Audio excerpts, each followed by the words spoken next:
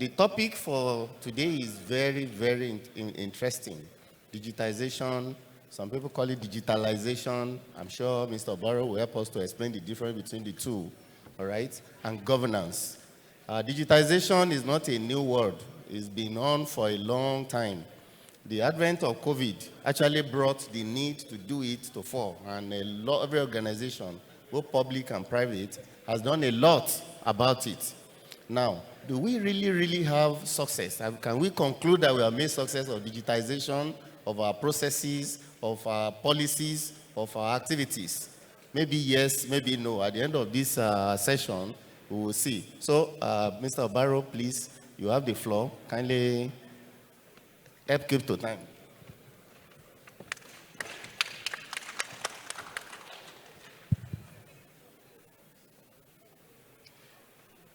Last year, I was invited to the dinner of the Chartered Institute of Directors.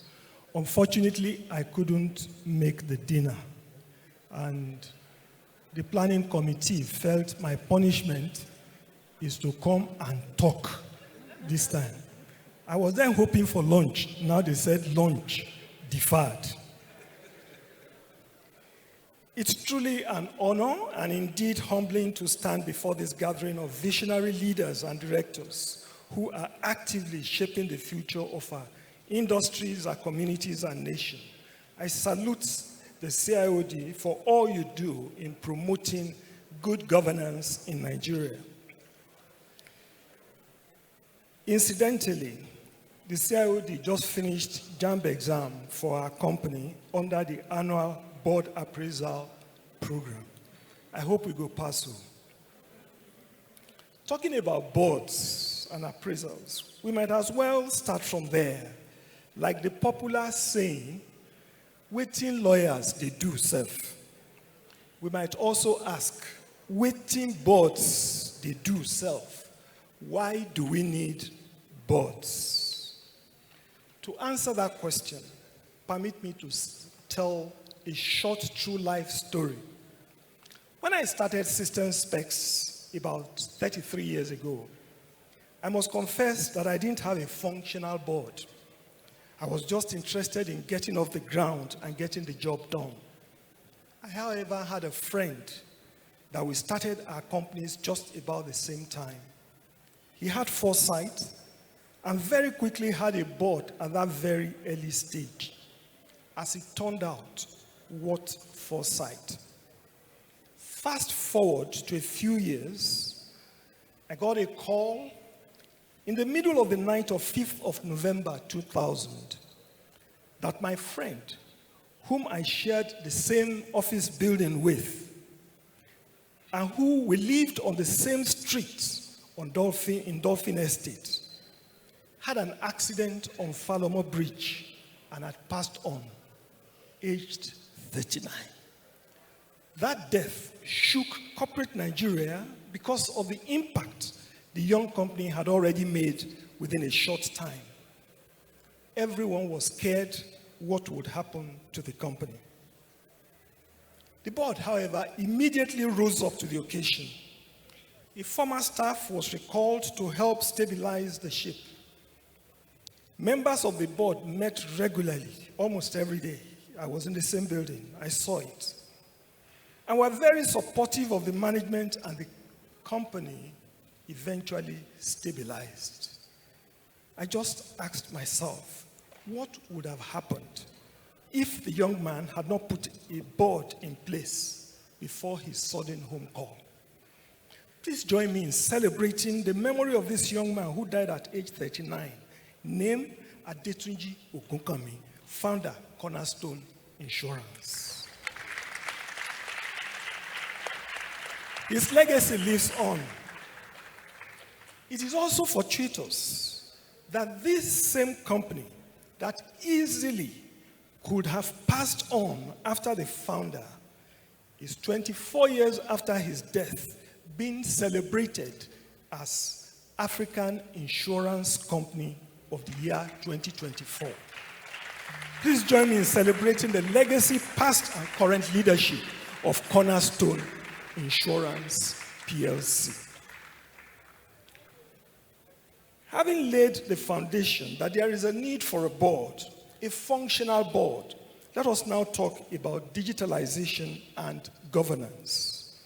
As Nigeria and indeed the world becomes more connected, digital tools are giving us incredible opportunities for growth, innovation, and greater transparency. As with most opportunities, there are also challenges, especially for those of us who are directors and decision makers, even though some of us are BBC, born before computers.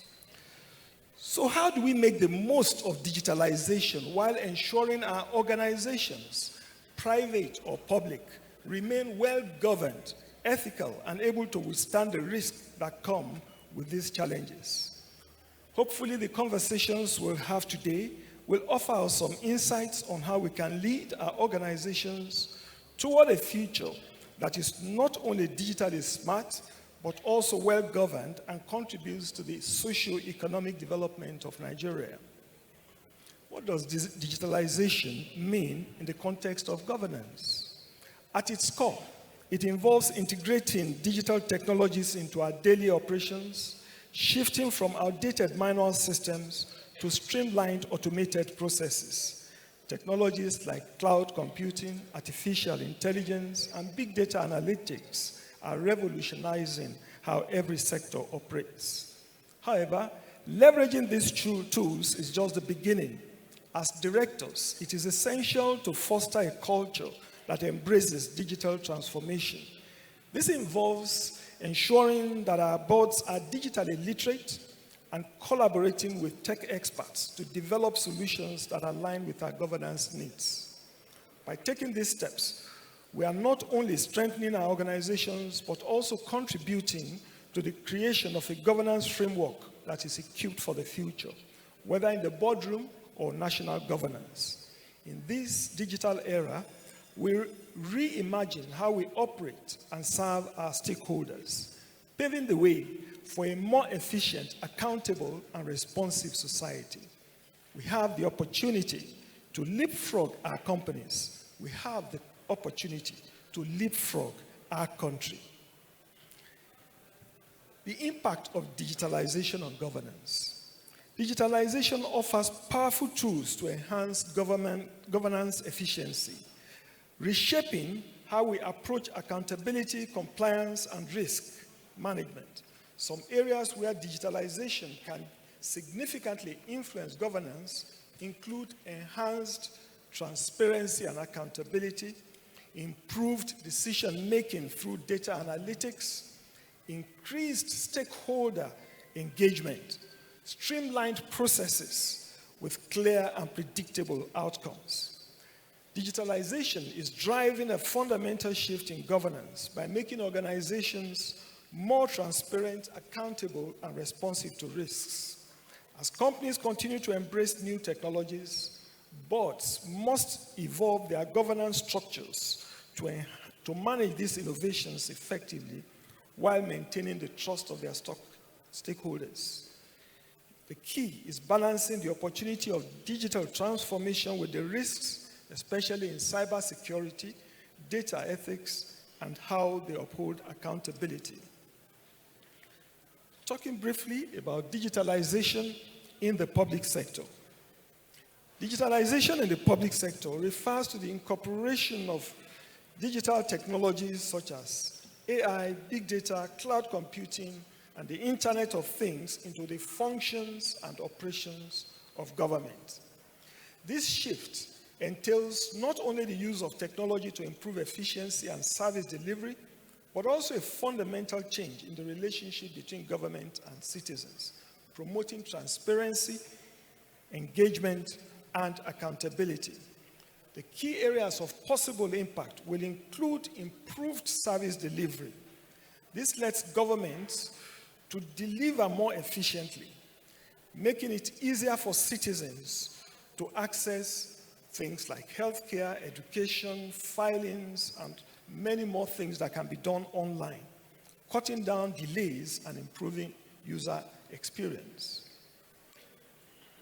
The use of big data analytics can also enable government to make better informed decisions By analyzing vast amounts of information, policymakers can identify trends, evaluate program effectiveness, and allocate resources more efficiently based on real-time data insights. Citizen engagement and participation. Mobile technology and social media provide new avenues for citizen engagement. Citizens can communicate with their governments, participate in policy-making processes, and advocate for their needs through digital channels. And of course, increased transparency and accountability. Possible challenges in governance, of digitalization in governance. 1, digital divide. Not all citizens have equal access to digital technologies, which may exacerbate existing inequalities in access to government services and participation. Addressing the digital divide is crucial to ensuring inclusivity in governance. Number 2, capacity constraints. There are challenges in the area of the necessary skills, infrastructure, and resources to implement digital initiatives effectively. This capacity gap can impede the successful integration of digital tools. 3, privacy and security concerns. The increase in data collection raises significant concerns about privacy and data security. Government must implement robust cybercrime measures and frameworks to protect citizen data from breaches and misuse. Cultural and behavioral barriers, change management, governance, and ethical issues. The reliance on algorithms and automated decision-making may raise ethical questions about accountability and bias. Policymakers must ensure that digital tools are designed and implemented responsibly with fairness and transparency. Some case studies. Despite these challenges, there are some successful case studies even in developing countries. 1, India. India's digital initiatives. Initiatives like Digital India have aimed to digitize government services, increasing access and improving efficiency. The implementation of the Aadhaar system allows millions to access services using biometric information, demonstrating the potential of digital identity systems. Number 2, Rwanda. Rwanda's smart city strategy.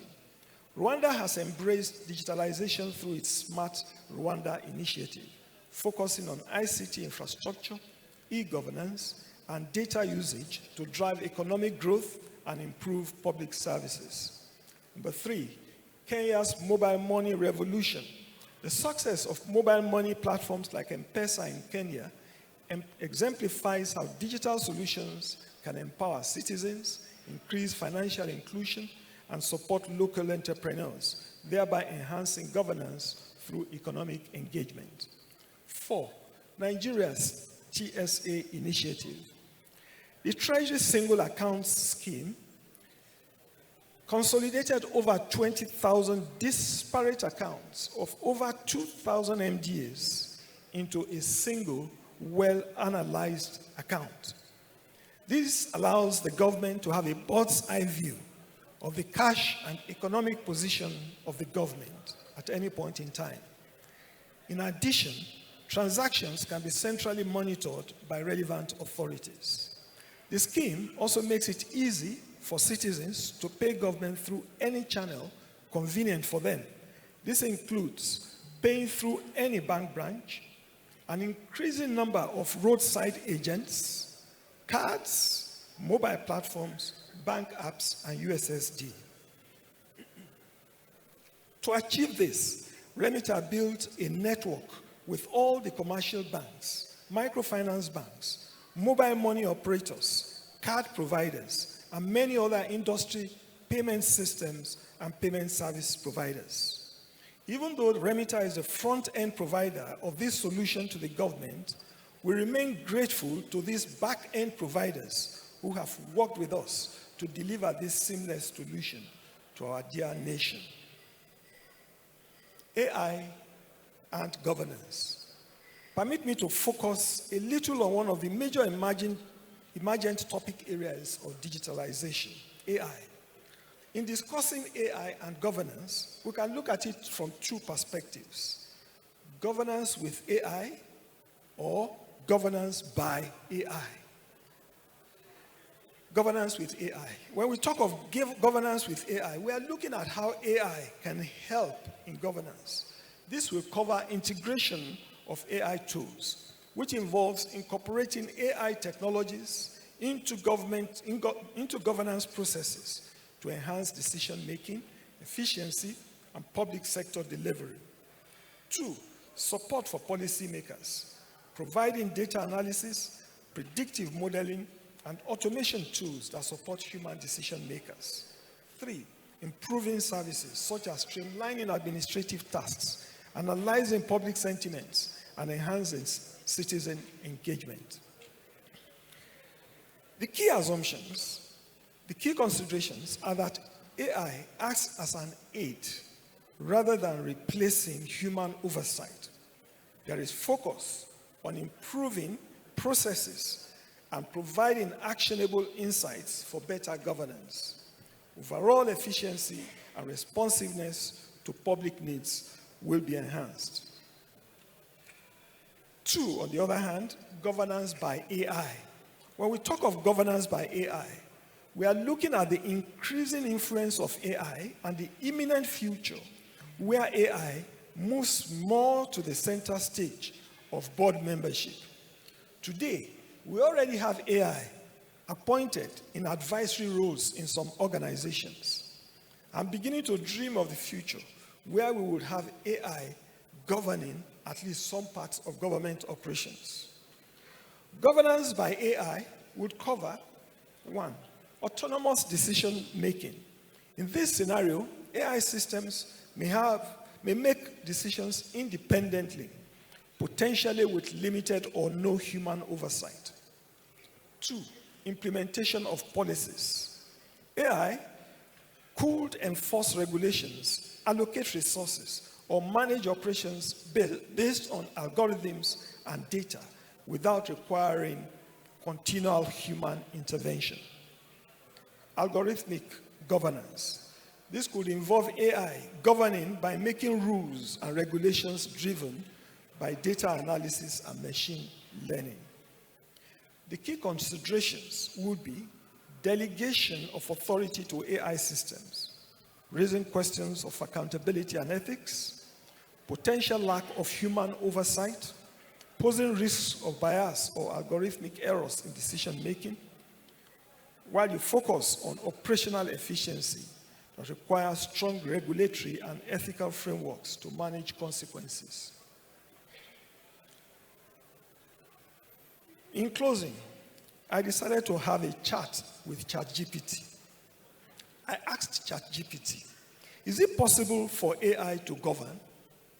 If yes, what is the difference between AI helping in governance and AI governing? ChatGPT replied, yes, it is possible for AI to play a role in governance, but the concept of AI governing is substantially different from AI helping in governance. Here's a breakdown of the difference between the two. AI helping in governance. 1, support role. AI assists human decision makers by providing analytical tools, data insights, and recommendations, but the final decisions are made by humans. For example, AI can analyze data to identify trends, predict outcomes, and suggest policy options. Number 2, efficiency improvement. AI can automate routine tasks, streamline processes, and enhance public services, leading to increased efficiency without replacing human oversight or authority. 3, facilitation of engagement. AI enhances citizen engagement through chatbots, surveys, and data analysis, providing feedback and facilitating communication between the public and government. Insight. AI report supports data-driven governance by analyzing large data sets to aid in informed decision-making, which human officials ultimately implement. On the other hand, for AI governing, this leads to autonomous decision-making. In this scenario, AI systems have the authority to make decisions independently, such as implementing policies or enforcing regulations without human intervention. This may raise ethical and accountability issues. Algorithmic rule enforcement. AI could be used to enforce laws or regulations automatically, relying on algorithms to assess compliance and administer rules, potentially without human review. 3, resource allocation and management. AI might autonomously allocate resources based on assessments, potentially making decisions on public spending, emergency responses, or infrastructure maintenance. And 4, predictive governance. AI systems might use predictive models to decide resource allocation and management strategies, relying on algorithms to guide governance. What are the key differences? Authority and responsibility. When AI helps in governance, the authority remains with human officials who are accountable for the decisions made.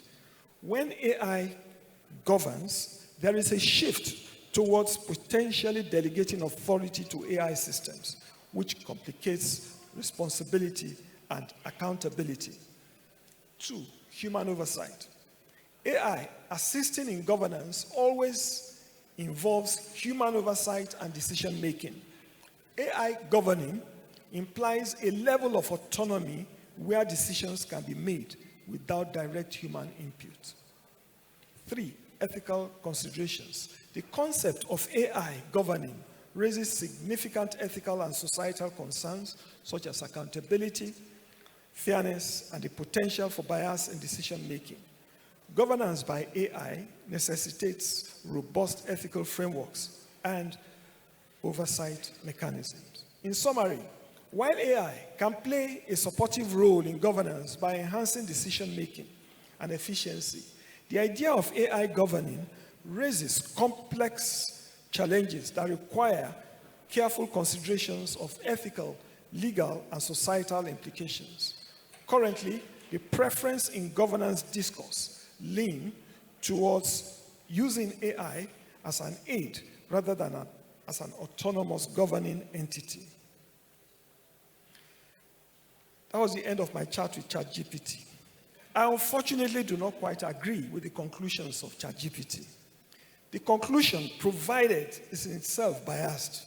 It is speaking from the lens of the developed societies where human decisions are reasonably fair, as there are lots of institutional and societal checks and balances. I posit that in Africa, where we do not yet have strong institutional frameworks, we would be better off submitting to the clear laws of an unbiased and unbribable AI enforcer. While I agree that our initial models will not be perfect, it is easier to put corrective processes in place to continually refine the algorithmic rules of the AI to mitigate identified biases or inaccuracies as they go up. That way, the law is the law and will be strictly enforced until otherwise changed. It would be nice to have the view of our panelists on this.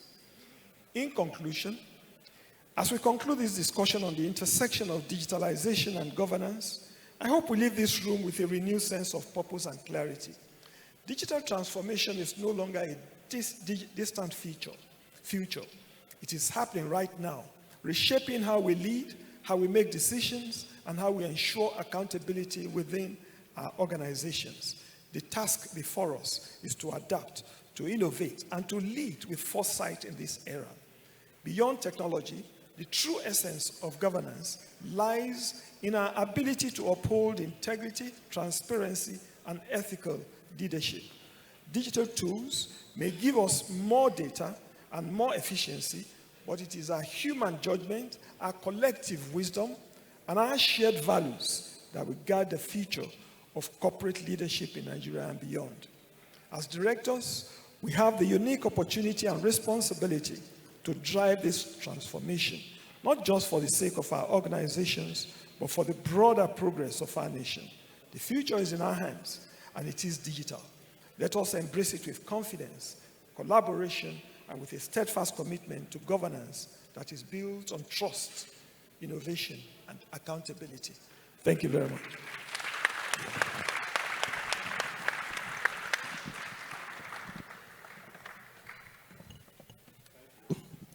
Hello. Let's give another round of applause for Mr. Tani Obaro.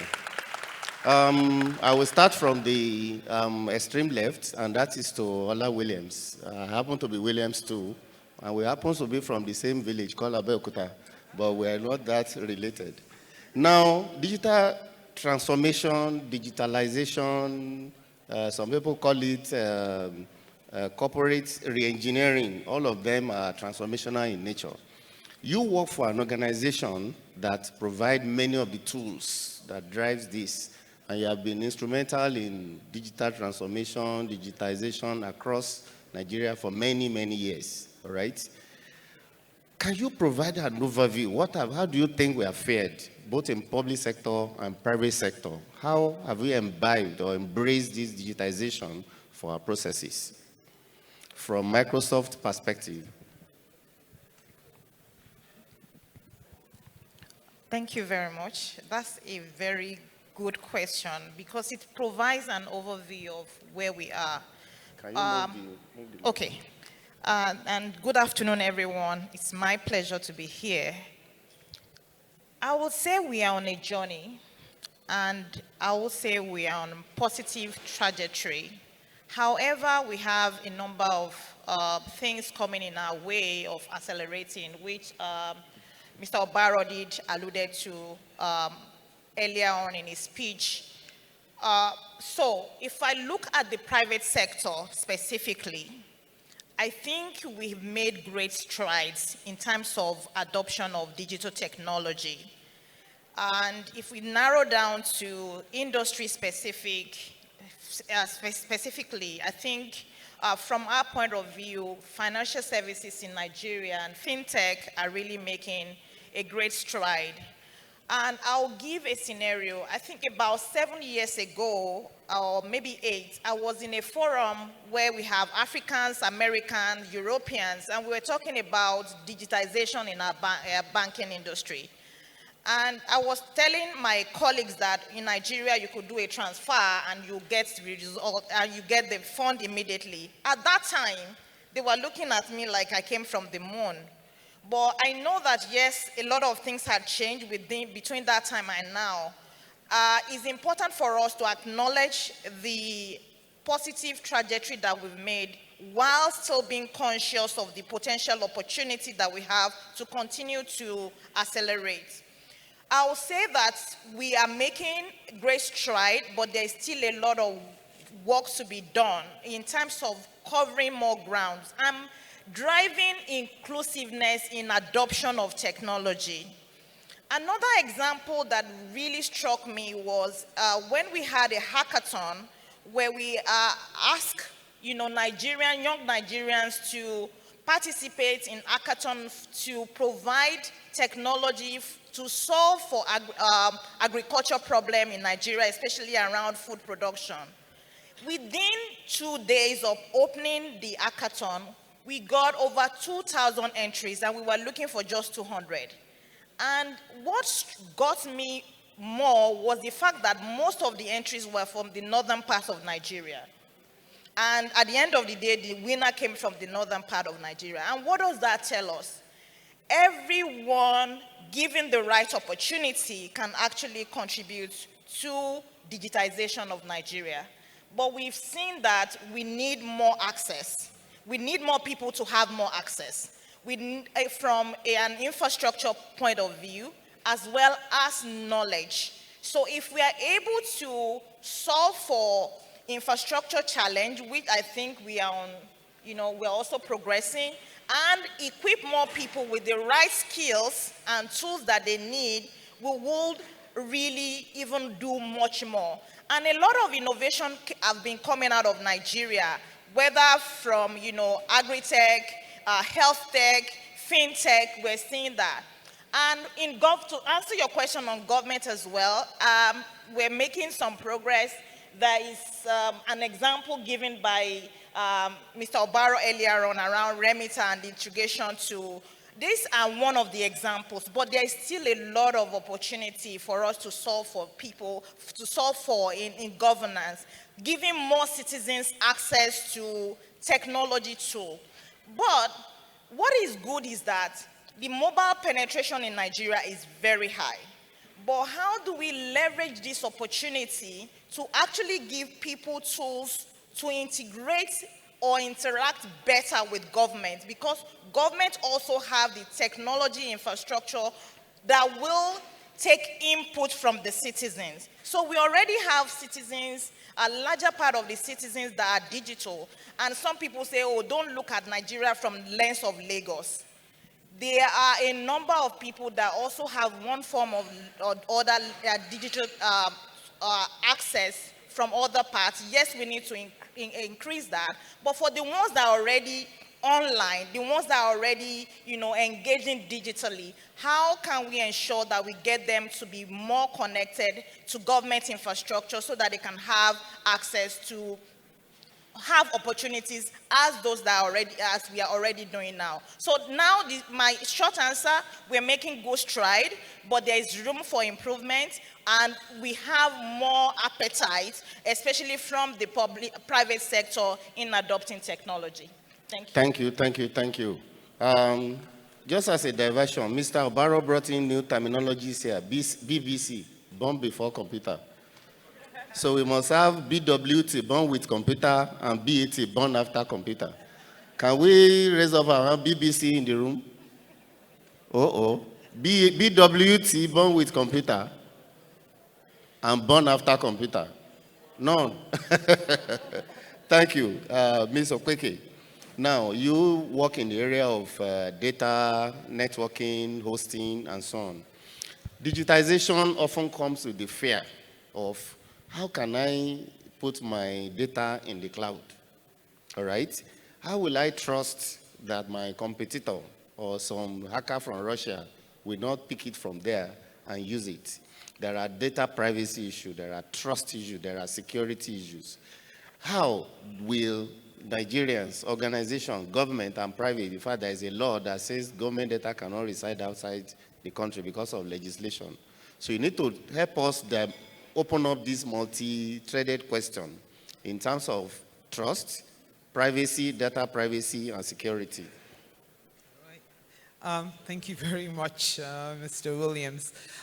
It's an interesting question because even though I am BBC, living in that, I don't know if you call born after computer, in the BAC world, it's a somewhat strange question because fundamentally, when we benchmark or we look at global trends and practices, we recognize that the technology has advanced sufficiently that you can provide a high degree of trust and privacy and security of personal data.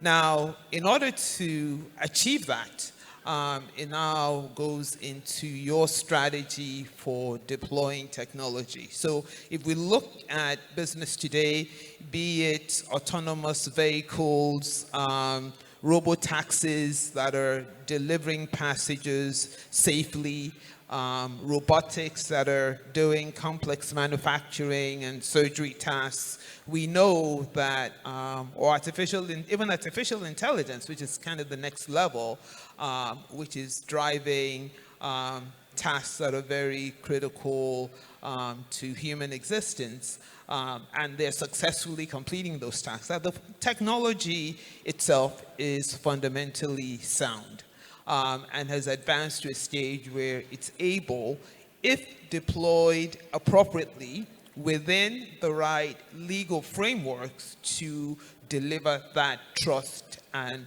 privacy. So it's a question of having both the skills, and Ola talked about private sector appetite and progress. It's about the purpose. So we're talking about governance here, right from the top, the will and the sincerity of purpose in deploying those technologies, the capacity, I think we also talked about that, in terms of the resources, the skills, which are a necessary part of technology, as well as the ongoing commitment to addressing and deploying that within the organization and making it work. And so we're all doing banking online, we're transferring money. As we said, the financial sector is one of the areas where we've made the most progress, and we're all able to achieve a certain level of trust and privacy of our data. And it's a never-ending thing, because the dark world or the cyber hackers and bad actors, as you have in physical domain, are also constantly acting in the digital domain. So you need to continue evolving that. But in addition to those things and what we've seen in the private sector, there's also a dependency on the public sector, and I just want to bring that into it, both in terms of the laws and the frameworks. You just talked, for example, about what kind of data can be kept outside the country or should be kept outside the country, and if that is being enforced. There's a lot of talk about data being oil. Ola talked about government services. So there also needs to be, from the public sector side, a commitment to have those frameworks in place and the necessary infrastructure, because even private sector can only go so far in terms of providing the security. If you provide all the security and there's no enforcement of those laws or regulations, then there is no deterrent. Personally, based on my knowledge, I believe we have adequate laws in place, even to achieve much improved progress on our journey. The laws should never be static. We need to continue, just like in other parts of the world, and the technology is not static, to evolve them. But we need to show, especially on the private sector side, the commitment to deliver the same or equivalent or even better level of services as we're seeing in the private sector. Thank you. Thank you very much. To Mr. Obaro. He was one of us in the private sector, and then he had this opportunity to do major transformation. I call it one of the most successful digitization process in the public sector. That was a project he handled, all right? And he further confirmed it today by mentioning citizens, and only one time customer. That confirmed that he has actually shifted base. And we are happy and we are lucky. I mean, we are very proud of the strides you are making, even in the public sector. Now, you need to educate us and tell us about the hardship, the challenges you had digitizing things, processes, operation, approvals, and everything in the public sector to the point where you are today. And if you have the opportunity of starting again, what will you do differently? As simple as that question sounds, when you say if I have the opportunity, I probably will say I will run from government. Frankly, you know, when I meet a number of young startups who want to focus on government, and I say, you know what, there's a lot to do in the private sector, and you can do a lot of things and win there. Make sure that your legs are very, very solid. Your legs are very much on ground before you touch government. Number one, a lot of challenges in government that if you're not strong enough, you just can't withstand. Government, with all due respect, I had somebody in government tell me that, look, what is the meaning of a contract? He said, look, even if I disregard this contract and I tear it, you are the one who will go to court. Okay? I will continue to do my work. I will be represented by Government Ministry of Justice. So I've had somebody say that. And that is true. He said, you will hire SAN. So in short, even the agreement you think,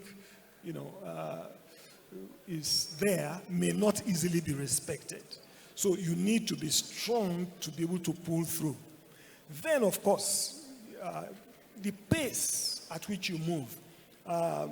We were working with one state government. I mean, typically when we go on a project, you have a timeline. This project will take 2 months, 3 months. One of the major projects we had, incidentally, we worked on that project together in a state government. That was where I had the phrase, why are you in a hurry? Government job cannot finish in 1 day. That if we finish this work, what are we going to do tomorrow? Okay. So there is that mental shift that you need to begin to adjust to. Now, if you are the type who want to be very efficient, it takes some kind of learning and relearning to adjust to those kind of things.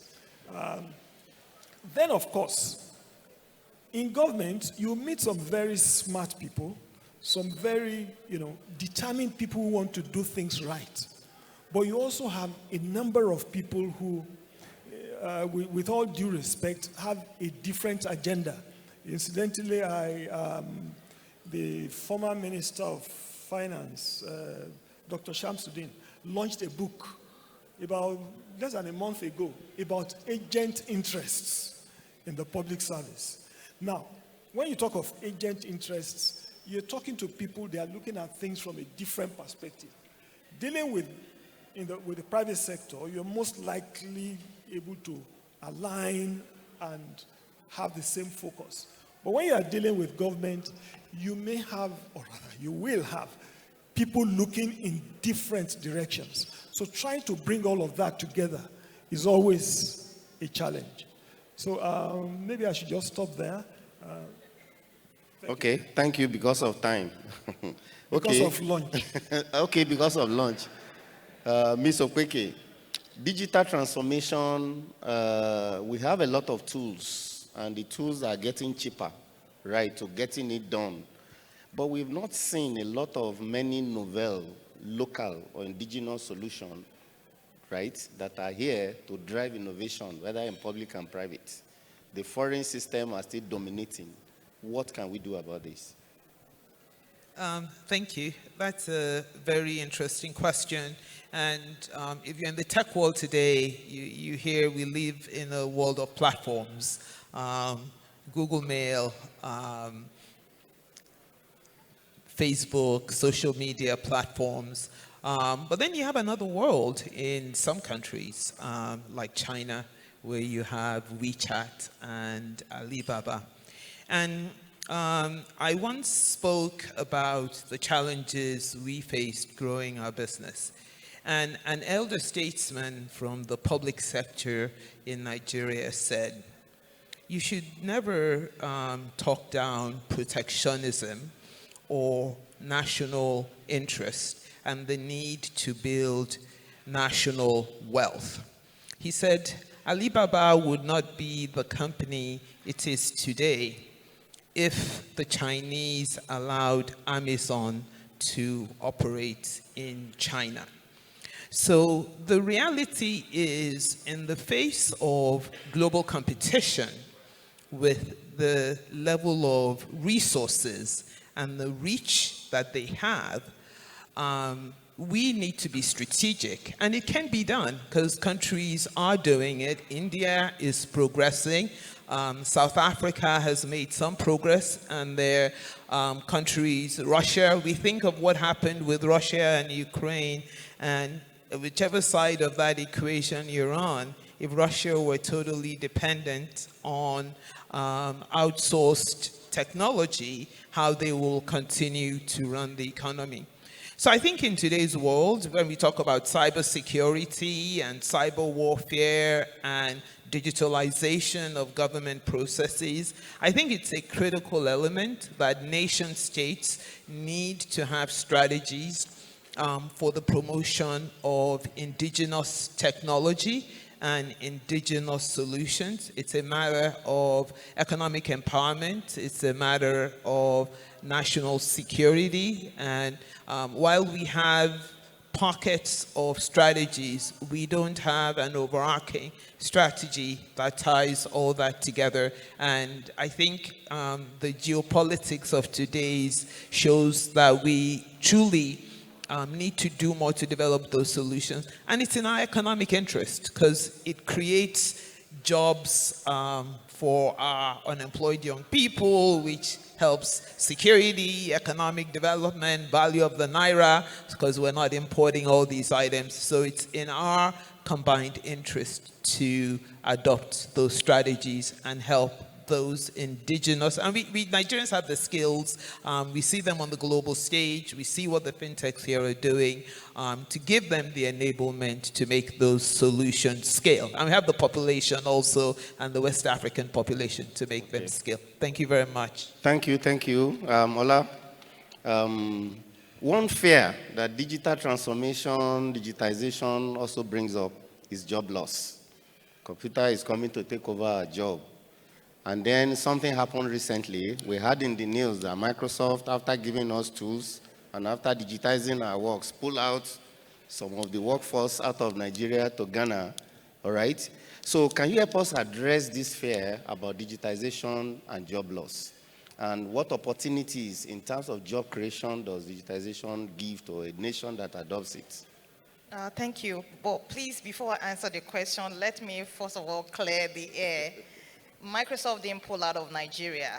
We are still very much around. Our office still remains on King's Towers. That's where I came from today. But of course, organizational adjustment is a regular part of how we optimize our operation. But we're still very much around in Nigeria and investing. Very soon we'll be making a number of announcements on our potential investments, continuous investments in the country. To address the question that computer has come to take our job, I think is a myth, right? Because if you look at the history of human evolution and technology advancement, each time new technology comes, yes, some jobs go away, but not more often than not, it creates new opportunities.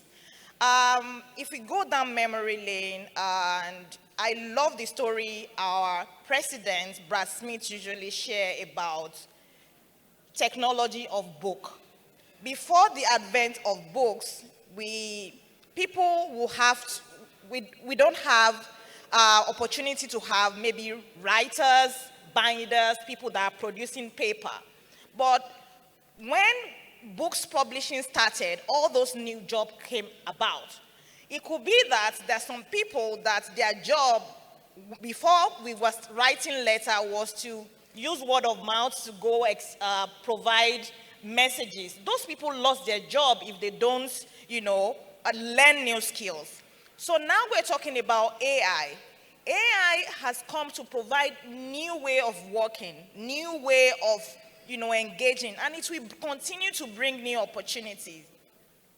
If we don't have computer or computer technology, possibly somebody like me and Funke and of course all of us, we won't have a job, or we'll be doing something different. So the myth around computer has come to take our job should not prevent us from adopting technology. With AI today, we're talking about prompt engineering. That role was not existing before. Today, we're talking about data scientists. Those are roles that are not existing. And when we look at even the number of research that has been done, in Africa, we still lack almost 60% of data scientists. So that's a lot of opportunity for young people. So we just need to channel our education program to prepare people for job of today and the future. as well as for people that are already gainfully employed, also need to have a growth mindset to learn new skills because there will be new opportunities, and of course some jobs that we know today, maybe in 5 years time, 10 years time, will no longer exist. What happens to those people? They have opportunity to learn new things. I remember growing up, I know a number of women that will sit in front of typewriter. They are either typist or shorthand. They have skills in shorthand. But who cares about shorthand skills today? Those people have computer skills. But for those that didn't have computer skills, they will say, oh, computer has come to take their job. The same way we are looking at AI today. So what I want to encourage everyone is, whether you're already in a job or not, it's important to continue to learn new things, to grow as technology is evolving. And for our children, our youth, to start equipping them with relevant tools and resources that they need today to be relevant for tomorrow. Thank you. Thank you very much. Mr. Kweke, 2 years ago, a company engaged us before they give us their digital transformation project to actually go and survey how successful are digital transformation projects in Nigeria. And what we found was shocking, and this is for private sector research. We found out that 70% of executives that implemented this digital transformation system in 2 years, 24 months after, still don't believe they are not getting good value from that investment. All right? We've spoken all around and we've said beautiful things about digital transformation, about digitization. Mr. Kweke, what are the challenges?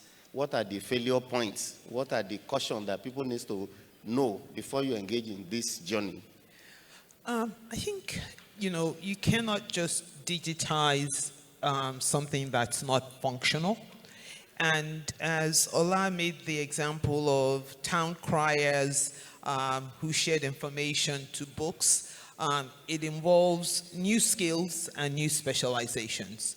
And so thinking you can implement the new with the old will not result in success. So I just say being successful with digitalization requires an intentionality and also professional expertise and depth of skill and expertise that perhaps these leaders took for granted. But that's why you need to benchmark and learn and relearn so that you are current with the new world. We cannot say digitalization doesn't work when we look at the leading global companies today.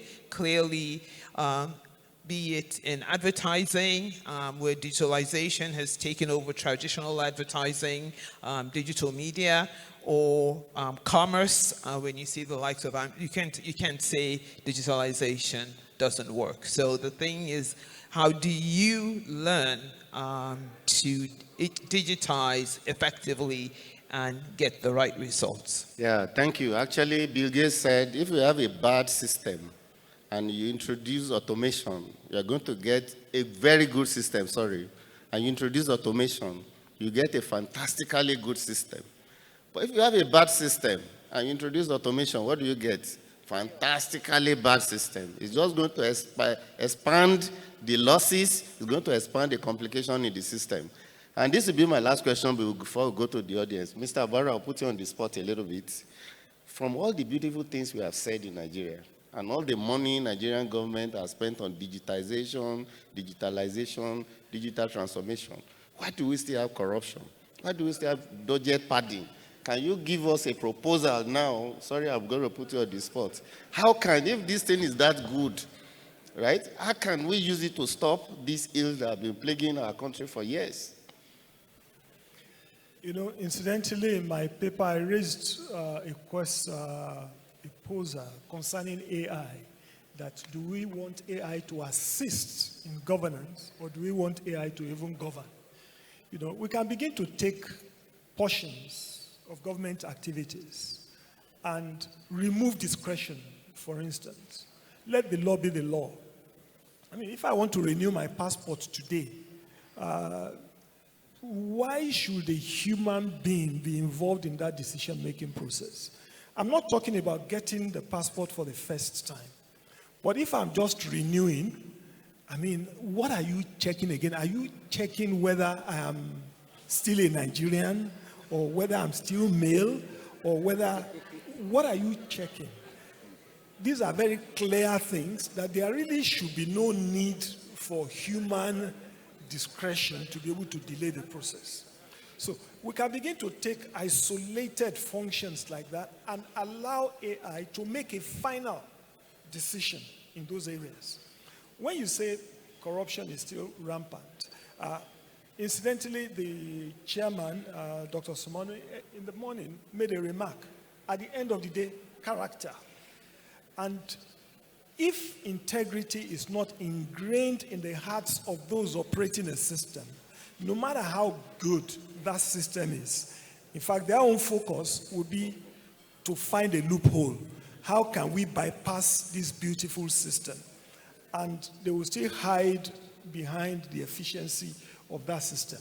So yes, we go back to the roots that individuals, character. Two, many times, knowledge. Because, with all due respect, some of the top decision makers themselves don't even understand the power of the technology. They're BBC. So they take decisions which even negates what the system is itself was intended to do. So if that knowledge is not there, the character is not there, then it opens the door for a lot of other possible negative things. Thank you very much for the depth. Can you please give them a round of applause? So let me come to the audience. Questions? 1, number 2, and number 3. Okay, number 4. That's it. 1, 2, and 3, 4. Good afternoon. Please direct your question to one person. Well, mine is not a question, but a comment. contribution. My name is Ayokunle Akirimisi, the Director of Operations with the Ministry of Transportation. I want to quickly say this. I also happen to be a PhD student in University of Lagos in this precise topic that we're dealing with, human resources management and development. Vis-a-vis AI. Please note that one of us, a Nigerian, Chris Obisi, Professor Chris Obisi, just promulgated a theory by the name Perpetual Excellence. 2023, we can go and read. To allay the fears of the world that AI is not going to extinct the human resources. Please note that there are mistakes that AI can make through manipulations of human resources.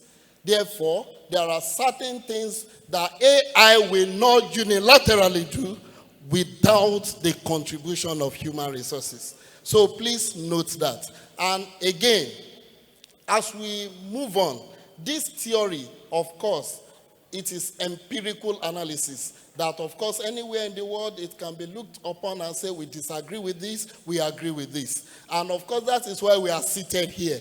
That at the end of the day, we take something home, which is to tell you that whatever the computer is doing, there is human operating it. Thank you very much. Yeah, I think that question would be for Mr. Barrow. Please note. Number 2. Number 2 is a comment, but it will respond to it. Number 2. Okay, good afternoon, everyone. My name is Shaye Obisheson. I'm the CEO of Bright Rise Consulting. My question is directed at Williams, Mrs. Williams of Microsoft. Thank you for this, Williams. That is Williams. Okay, the female Williams. Okay, as an ex-colleague of Microsoft, I know that Microsoft has a lot of initiative for citizens, like Mr. Obaro said. And then the issue of corruption, the issue of integrity, the issue of governance, risk, compliance comes in. There's this issue that Nigerian startups have issues complying, especially when working with public sector, like Dr. Obaro, by the way. He just got, he's a PhD holder now. So, congratulations. So my question is, from your experience at Microsoft, and I know that Microsoft is a huge partner base and a lot of initiative. You've actually indicated that some will be shared with the public soon. From your experience, how has the Nigerian entrepreneurs actually aided or actually removed the issue of compliance and governance because they cut across all sectors of the economy? Thank you very much. Make it short. Thank you. Number 3. Here. Please direct your question at someone, unless you are making a comment. Hello, yes, hello, my name is Fatima Wali Abdurrahman. My question, I guess, would be for Mr. Barrow because of the comments he made. So we're going into the AI age, and more people are chatting with ChatGPT. But what I find is that AI itself is dependent on data. And so, like you said, you got a response that you are not happy with. And the reason why that is because the data that has been put in is not localized. So my question is, if indeed Nigeria or Africa is to move into that AI world, what are we doing about putting in localized data to give us AI responses that would be relevant to us? Because yes, I have tried using AI before too, but you find that sometimes the responses you get are not relevant. But so are we always going to be following the West, or is there an intentional effort in your world? And I can say this to all three of you, if anybody can answer, that is actually intentional about giving AI local data. Thank you. Thank you very much. Number 4.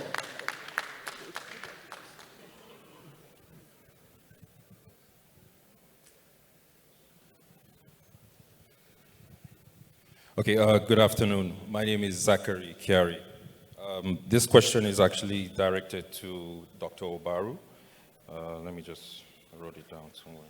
I recall sometime circa 2015 at the onset of the Buhari administration, when System Specs Remitter was adopted by the government as the payment platform for the implementation of the TSA.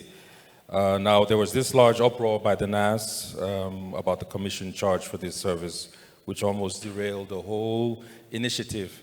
I won't go into the speculation, that was merely a shakedown.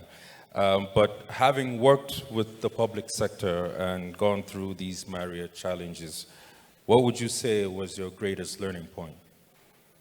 Thank you very much. So we can start from Ola. Response to the question directed at you. Thank you, Sheye, for your question. From Microsoft's point of view, in relating with either corporate, private sector or government, we have our compliance policies around how we operate.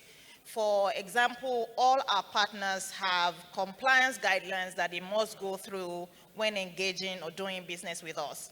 And every employee of Microsoft, we go through regular training around business conduct. Microsoft Business runs on trust is not just a slogan for us, it's a lifestyle because we have different teams that have different oversight on how we engage either with public sector or private sector. And those policies varies from customer to customer, though there is standardization. But if there's any anomalies noticed, and those are also things that AI is also helping us with today, it could potentially lead to further investigation. So the short answer to your question is we have a standard policies that we follow to ensure that any of our engagement with either public sector or private sector meet our compliance requirements. But I would like to quickly speak around the comments on AI and which is in terms of bias and data for our region.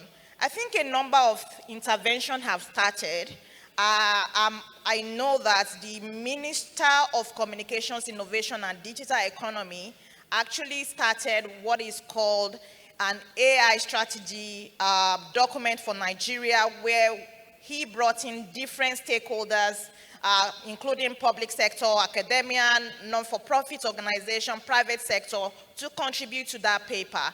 And the essence is not just a paper, it's looking at different dimensions of how can we make AI work for us as a country, and that can also be exported across the continent. That's one part of it, but the other part is really, we also need to ensure that we digitize our data and begin to have a deliberate effort to create more data scientists that will be looking at how our data, the nuances of our data, the culture and everything, so that they can be able to input all of this in the data. And we see a lot of young Nigerians that are doing that today. Recently, we have a young lady that came to Microsoft Innovation Center, brought young fashion designers to use AI to design clothes that are relevant to us in Nigeria. So if we have different industries, different segments with focused attention, inputting either pictures or data that are relevant to us, we will begin to see more relevant responses from these AI tools. But it's also important that we look at our education system, so that in a few years' time, we'll have more people that will have data literate, because there's something about being data literate, to know the kind of data to put in the public and within the corporate organization. All these are really important. And when we talk to people about using AI or, generative AI, there are certain information that if you see them on public domain, you should be concerned, because they are meant to be proprietary to your internal organization. And that's why for us, we have tools meant for enterprise called Copilot, and it's across all our productivity tools that enables organizations to use internal data that will be protected within their internal perimeter and not be exposed to external to general public on the internet. But I think we are already on that journey, but a lot still needs to be done. And what is important is for private sector to partner with government so that we can accelerate our journey to ensure that we have relevant data within our society. Thank you. Thank you, Mr. Barrow. I think you have two questions, a comment and a question. Well, thank you very much, Ola, for that comment, especially on the AI thing. And it boils down to what I think it was Neil Yusuf who made a remark. We need to be leaders in our own little corners. So in every little corner that we are, by the time we begin to even clean up our own data, that would also help to complement what the minister is doing at the federal level. Yes, to the comment of the gentleman, I agree again that AI would not necessarily take jobs. In fact, there's a popular saying that AI will not take people's jobs, but people with AI will take the jobs of people without AI. So if you are competent with AI, that empowers you to do a lot more. I mean, what I tell people is that there was a time calculators came. When calculators came, everybody was like, wow, there is the end of arithmetic or mathematics. But no, you now have that as the minimum. It's your standing, it's now the minimum level from which you would operate. AI will soon become the minimum level by which humanity will operate. It is assumed that you already have it. Therefore, what is the next frontier that we need to move into? And number 4. There was one jump question there. How we survived, or how we are surviving, the 2015 TSA issues. Like I said, part of it also has to do with ignorance. One of the major questions that came up then was that, oh, you are not a bank. Why are you involved in money activities? Because even the word fintech was still relatively new in those days, not to talk of payment services. But with time, you keep educating people. Oh, there's 1% collected and everything. The beauty of it is that I appreciate the young people working with me, even from right back then. We were just so excited about delivering the solution. So when you say, how did we survive? The passion, the excitement was a major factor, not the money. Because when the issue of the money came up, the first thing they said, oh, return all the money you've collected. Within 24 hours, we returned the money we had collected. And we were not paid for almost 2 years. Okay? But we continued doing the job because we were excited that we were able to deliver that solution for Nigeria. And thank you very much. Increasingly, you have more and more people understanding and listening. Well, the figure was cut. If I tell you what it is now, it's less than, I don't know what percentage to call it. But the passion has kept us on the job. So that hope that it will be better, it will get better, is also another factor. Thank you very much. Thank you, Olaso. Your parting words, concluding remarks before we close the session. Just as we've all agreed to now that computer has not come to take our job, computer will help us to even do a better job. And when we apply it into governance, that means computer or AI or technology or cloud technology can help us to even make better governance decisions because it gives us accurate insights, suggests next best action to us.